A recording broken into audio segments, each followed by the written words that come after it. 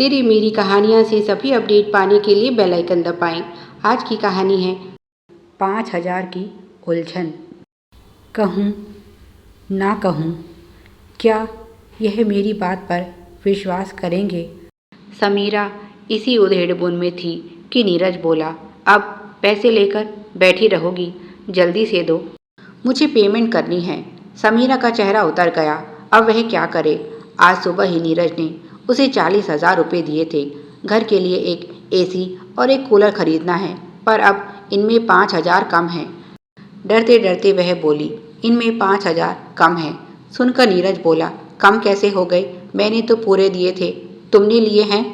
घबराहट में उसके मुंह से निकला, मैंने लिए नहीं, गलती से मैंने दूसरे पर्स में रख दिए थे और अब वह पर्स घर पर है। सोचा एक पर्स में इतने पैसे रखना ठीक नहीं। नीरज बोला, तुम्हें क्या ज़रूरत थी इतनी होशियारी दिखाने की? अब पेमेंट कैसे होगी? उसने गुस्से में कहा। समीरा के आंसू निकल आए। पास ही खड़ा सेल्समैन जो यह सब सुन रहा था बोला, कोई बात नहीं सर, मैडम आप चिंता मत कीजिए, मैं मालिक से बात करता हूँ। जो व्यक्ति सामान घर पहुँचाने आएगा आप उसे बाकी पैसे दे देना। और उसने मालिक से बात की, उस व्यक्ति का फ़ोन नंबर दिया जो यह सामान लेकर जाने वाला था। उसे समझा दिया कि 5,000 बकाया है, उन्हें लेकर यह बिल साहब को दे देना। सामान को रखवा दिया गया और वह व्यक्ति बताए गए पते के लिए निकल गया। पीछे पीछे नीरज और समीरा भी घर पहुँचे। घर पहुँचकर सबसे पहले समीरा ने 5,000 रुपये निकालकर नीरज को दिए। थोड़ी देर में वह व्यक्ति भी सामान लेकर पहुँच गया और उसे पैसे देकर नीरज की नाराज़गी थोड़ी कम हुई। बाद में वह समीरा से बोला, आगे से फिर कभी ऐसी होशियारी मत करना। वह तो भला हो उस सेल्समैन का जो वह हमारी परेशानी समझ गया, नहीं तो आज तुमने सब गुड़ गोबर कर दिया था। समीरा बोली, जी समझ गई, आगे से ऐसी गलती नहीं होगी। समीरा ने नीरज के सामने तो किसी तरह बात संभाल ली, पर वह खुद परेशान है। आखिर 5,000 गए कहाँ? वह तो उसके पास कुछ बचत थी, नहीं तो वह क्या जवाब देती पति को? बार बार उसका मन दीदी पर शक कर रहा था। कुछ दिनों से उसकी बड़ी ननद मायके आई हुई है। सुबह जब नीरज ने उसे पैसे दिए, उसके हाथों पर आटा लगा था, तो उसने दीदी से कहा था कि पैसे संभाल कर रख दो, मैं बाद में ले लूँगी। और जब उसे नीरज ने साथ चलने को कहा तो दीदी से पैसे लेकर अपने पर्स में रख लिए। यहाँ दुकान पर बैठकर गिने तो उनमें 5,000 कम थे। पति के गुस्से की कल्पना करके ही वह पसीना पसीना हो रही थी। कुछ समझ नहीं आया क्या करे, तो पैसे घर पर भूल जाने का बहाना बना दिया। उसे बहुत गुस्सा आ रहा था खुद पर कि उसने उसी समय पैसे क्यों नहीं गिने। अब यही सोच रही है, यह 5,000 दीदी ने कम दिए या नीरज से ही कुछ गलती हो गई थी। पर दोनों में से ही किसी को कुछ भी कहने की उसकी हिम्मत नहीं हो रही थी। ननद पर भी पूरा विश्वास था। उसकी शादी को कितने साल हो गए हैं, इतना तो समीरा उन्हें समझ ही चुकी है। वह ऐसा कभी नहीं कर सकती। फिर नीरज भी कह रहे हैं कि पैसे पूरे थे, ऐसे में आखिर पैसे गए कहाँ? रात को सब साथ बैठे डाइनिंग टेबल पर खाना खा रहे थे। नीरज पूछने लगा, दीदी आपकी सारी तैयारियां हो गई हैं? तो उन्होंने कहा, बस एक ब्लाउज़ बचा है। आज भी मैं और समीरा गए थे टेलर के पास, पर उसकी तबीयत खराब थी, इसीलिए कहा है कल सुबह तक तैयार कर देगी। नीरज बोला, दीदी अपनी सारी तैयारी कर लो, 3 दिन बाद की टिकट है, कुछ भूल मत जाना। और हाँ, जीजा जी की पसंद की मिठाई और नमकीन का ऑर्डर कर दिया है, कल शाम तक वह भी आ जाएगी। तभी पड़ोसन स्नेहा वहाँ आई और समीरा की सास को पैसे देते हुए कहा, आपका बहुत बहुत धन्यवाद आंटी जी, आज आपने मेरी बहुत मदद की। नीरज पूछा, माँ यह कैसे पैसे हैं जो भाभी जी आपको लौटा रही हैं?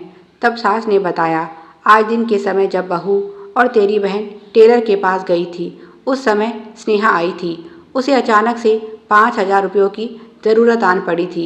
मेरे पास थे नहीं तो तेरी बहन के पर्स से निकाल कर दे दिए थे।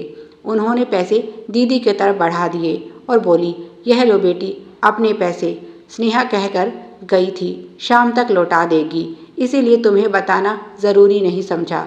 सारी बात सुनकर समीरा समझ गई कि यह वही 5,000 हैं जो कम थे।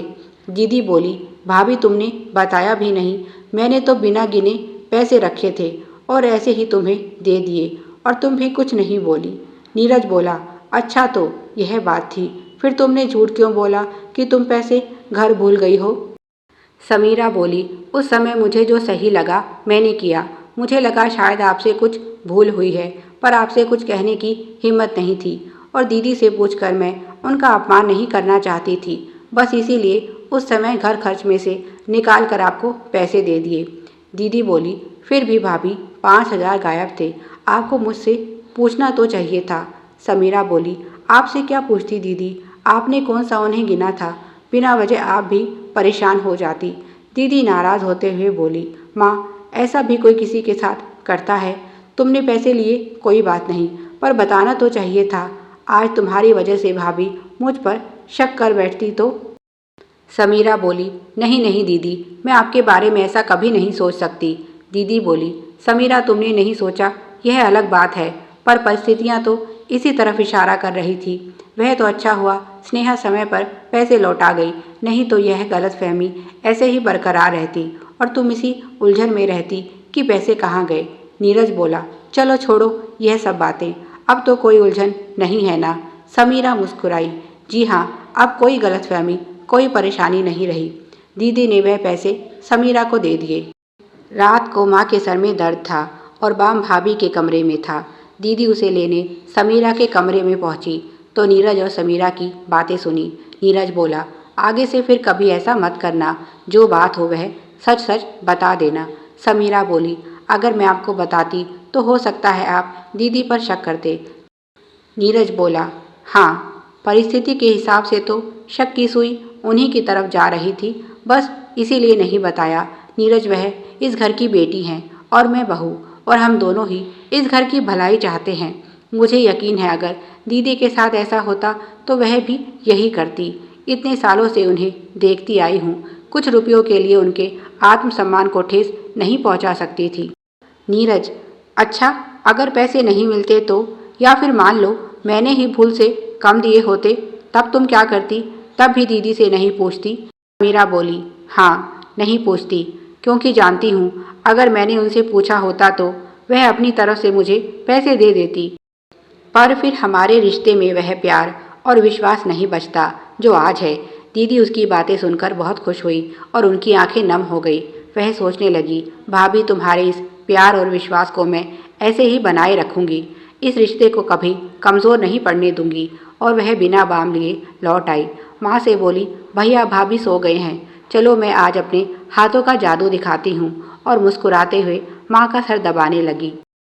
प्यारे दर्शकों, आप सभी की सुविधा के लिए चैनल पर सैकड़ों कहानियाँ विभिन्न प्लेलिस्ट के रूप में उपलब्ध हैं, उन्हें भी पढ़ें और अपना प्यार दें। धन्यवाद।